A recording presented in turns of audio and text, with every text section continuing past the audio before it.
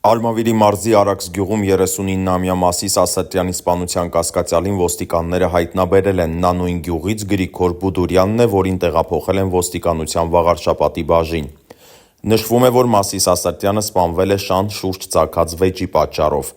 Մասիսն իր ընկերների հետ կանգնած է եղել գյուղամիջում, երբ Գրիգոր Բուդուրյանը շան հետ անցնելիս է եղել նրանց կողքով։ Ասատրյանի ընկերներից մեկն ասել է՝ «Հեռու տար, կարող է կծի»։ Այս դիտողությունից հետո հնչել են փոխադարձ հայհոյանքներ, որից հետո Բուդուրյանը գնացել է տուն, ապա դանակով վերադարձել։ Վիճաբանության կողմին հաջողվել է խլել դանակը, սակայն կարճ ժամանակ անց Բուդուրյանը հետ է եկել հրազենով և անկանոն կրակ բացել Ասատրյանի և նրա ընկերների վրա։